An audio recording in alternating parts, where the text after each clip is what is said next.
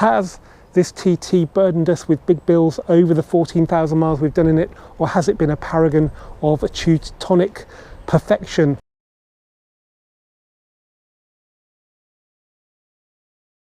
Hello guys, and welcome back to the Volks Wizard channel. Today's video is a long-term report on the car that's been on the Volks Wizard fleet the longest, Mrs. Volks Wizard's 2013 Audi TT 2-litre T FSI S-Line Black Edition S-Tronic Quattro, which we've had for over 2 years and is coming up to 10 years old very soon. You don't normally see reports over such a long period on such an old car on YouTube or in magazines, so hopefully this will prove interesting to you if you're a current owner or if you're thinking about becoming one.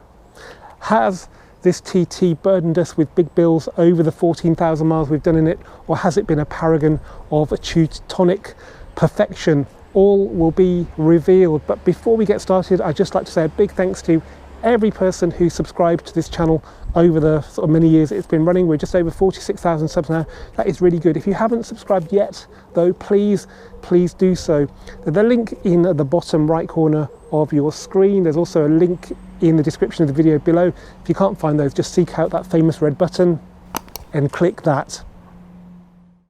Now, what I'm really keen to emphasize in this video is that we're looking at the total cost of ownership. This is very hard to do when the cars are new or nearly new, but after it's been on the market for such a long time, and I've owned it for such a long time as well, I can give you some very accurate figures about things like depreciation, which will have a massive impact on how much a car can cost to own. But let's start off then with insurance. This is a group 35 car out of 40 groups, so you can get the picture there. It's quite an expensive car to insure. Luckily, we are quite old, so we're both in our 50s. We live in a relatively quiet rural area, so it's probably about as cheap as it could get, and we've both got good records on our driving.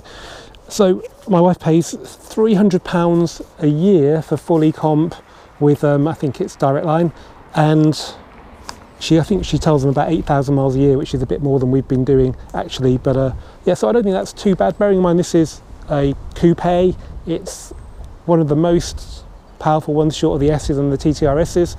I don't think that's too bad. Road tax again is not too bad. It's £265 currently for the year. Compare that with say a 3.2 Mark II from about 06. That would be 500, maybe 600 now. So that's not too bad.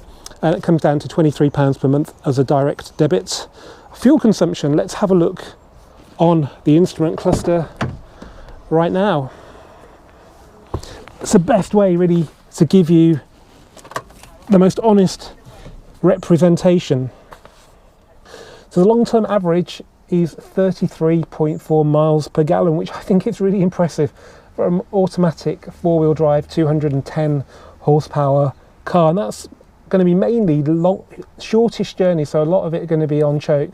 My wife mainly drives to her parents' house, which is about 8 miles away, so it does get warmed up, but it's definitely not like long cruising journeys. So yeah, that's not bad at all. Obviously a diesel would have been better, but I just don't think that engine suits a TT. Plus you have to do the cam belt on those, which you don't have to do on this car, so you might save money on fuel, but then every 5 years you'll have to get a cam belt done. And if you don't do many miles, then you'll find that actually maybe a petrol without a timing belt would be cheaper overall. Something to consider. We'll talk about that later.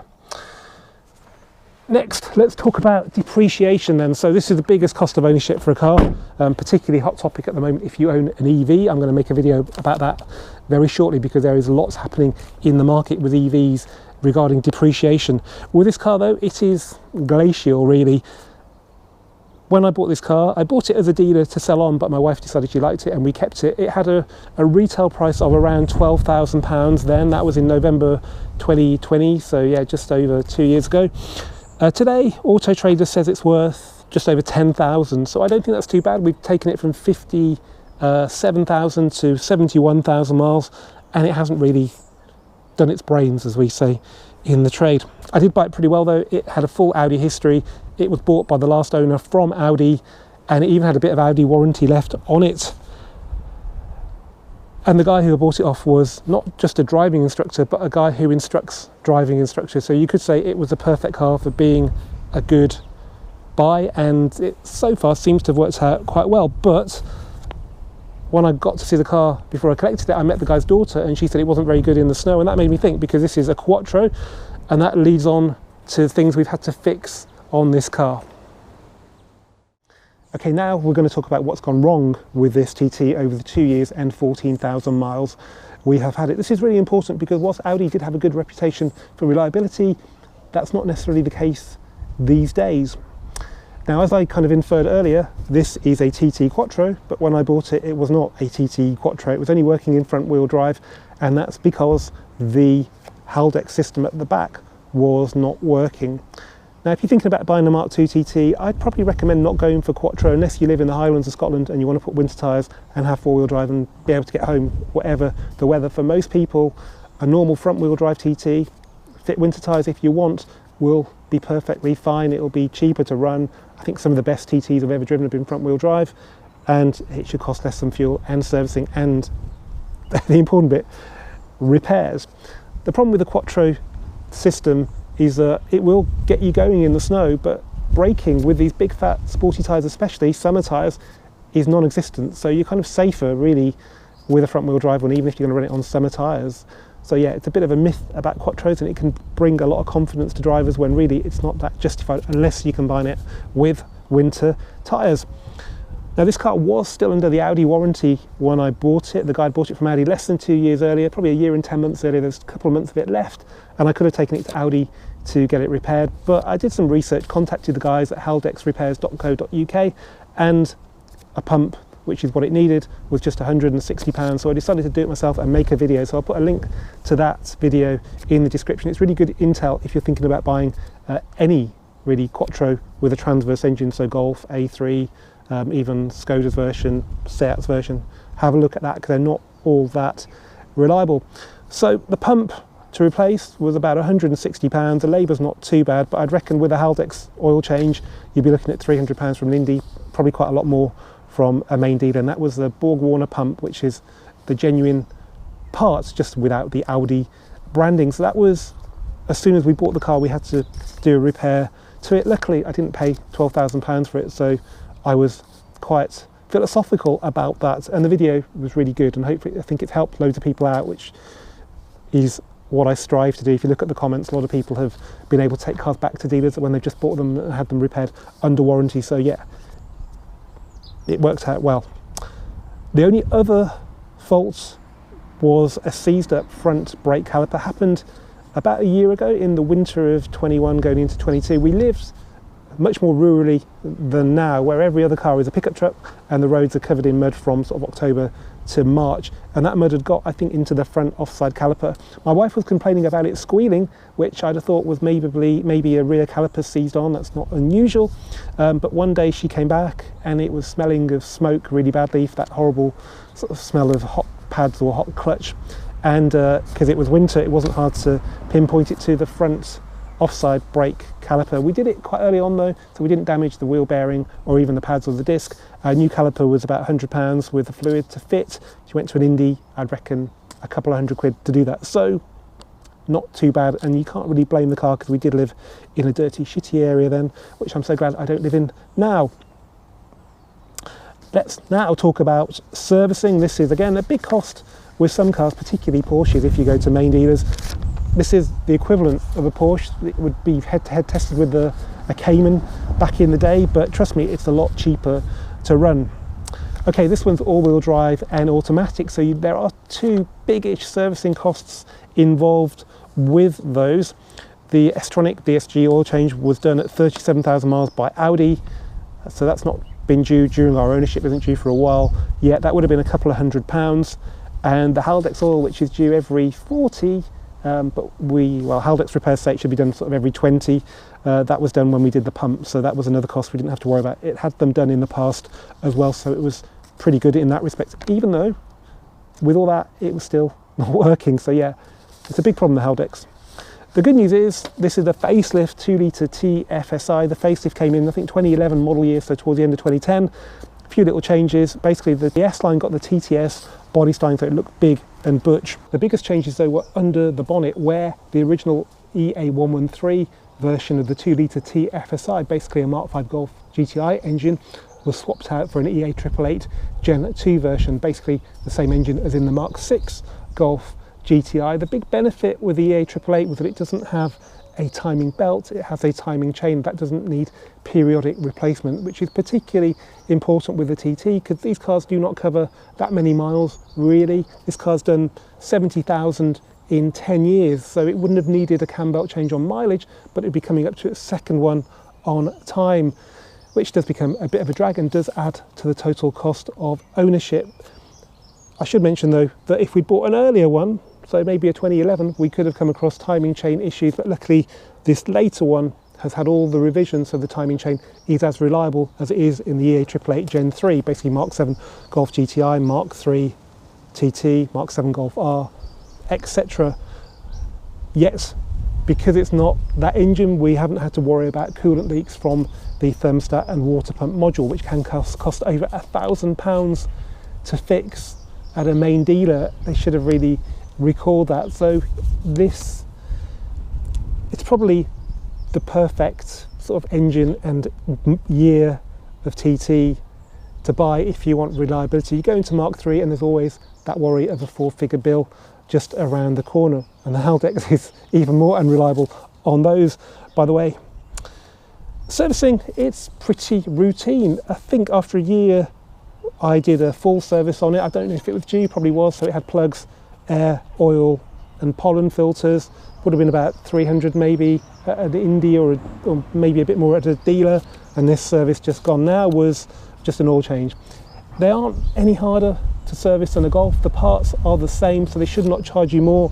The only thing a mechanic will suck his teeth at is the under tray, because on the Golf GTI and R, the under tray is just a half tray with 4 bolts. On this, it's a full tray and it's a real drag to get off. So yeah, they might charge you more for that. Right, let's talk about what else we have and haven't had to pay for on this car in the time that we've had it. Well, actually, we've only had one other bit of expenditure on this car, and it's been a very, very small one. Every Mk2 TT comes with a tyre repair kit instead of a spare wheel, and within that kit is a bottle of foam. These tend to last about 6 to 7 years from the factory, and this car was due a replacement at about 2020. When you have the car serviced, the date should be checked and you should be quoted for a new bottle. If it's an Audi, you'll find, I think it's about 60 to 70 pounds for a replacement. It's really worth keeping on top of this because it doesn't work that well when it's in date. So the last thing you want to do is have to depend on it if you've got a puncture when it's out of date. The good news is, a few years ago, a company called Ring started doing this original equipment quality replacement for about £20. This was fitted last year and it's good until 2026. It's also worth just briefly touching on the things that we haven't had to replace that you normally would expect to do so. This comes down to the luck more than anything. How many things has a previous owner swapped just before they dispose of the car? Well, we got quite lucky then because we had relatively new tyres and brakes. Okay, we had to fix the Haldex all-wheel drive, but yeah, I think this kind of makes up for that. So the brakes, they're not particularly expensive or complicated, solid steel discs. They're quite big though, and you'd be looking at probably well over £500 to replace front and back at an Audi main dealer, probably about that from an Indy with good quality parts. Obviously these were Audi parts and they've worn really well. There's loads of life still on them. The only thing I'd like to do is to paint the bells on the brake disc because they've had at least 3 winters now and there is a little bit of rust starting to show, but most owners wouldn't be too worried about that.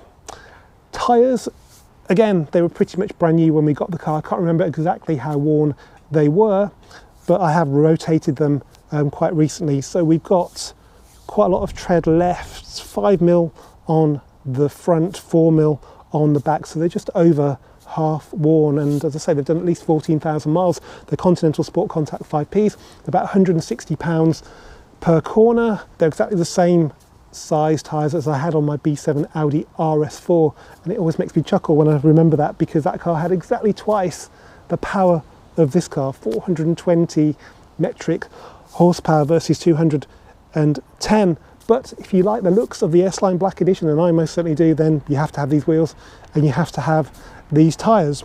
But the good news is this car doesn't seem to wear through them that quickly, so yeah, it's not a massive cost even if you do have to replace them at some point.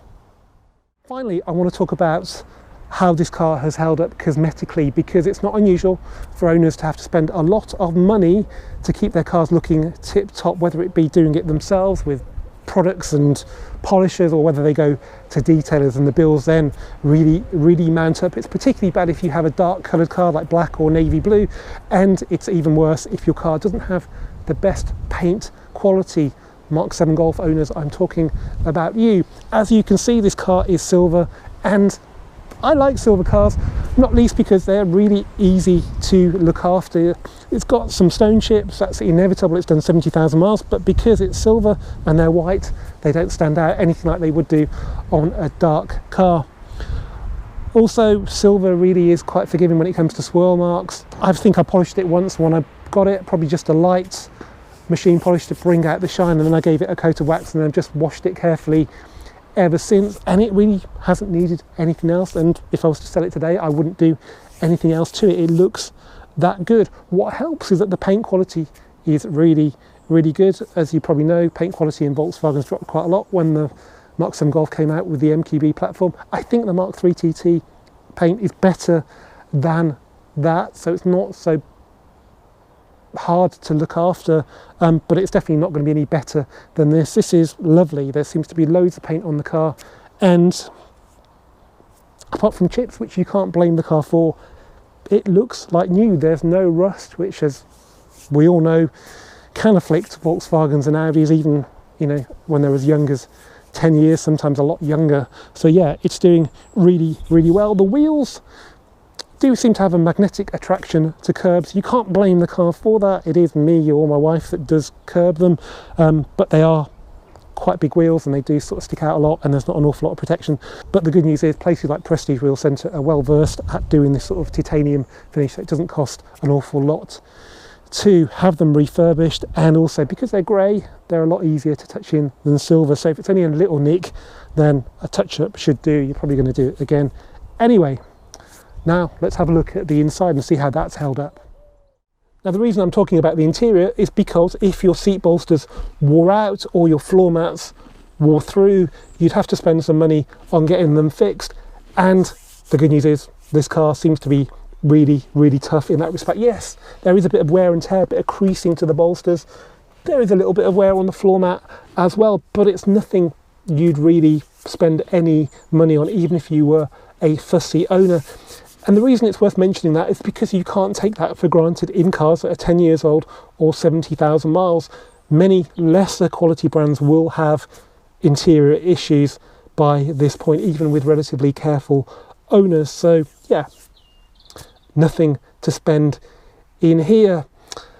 So I guess overall, this has been a very impressive car, particularly impressive when compared to later cars from the Volkswagen Group, where it's clear quality has slipped, whether it be interior quality, paint quality, or reliability, which is the real sort of blow to me, because I got into Volkswagen and Audi cars because of their reliability. And the coolant leaks in particular on EA888 Gen 3 are just a disgrace, really. There should have been a recall. Owners should not be facing £1,000 bills for an item that's been incorrectly manufactured.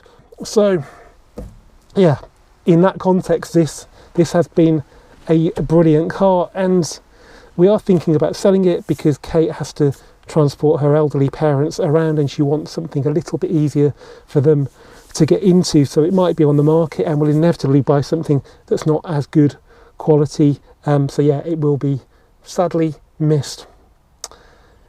Anyway guys, I hope you've enjoyed this Volks Wizard video.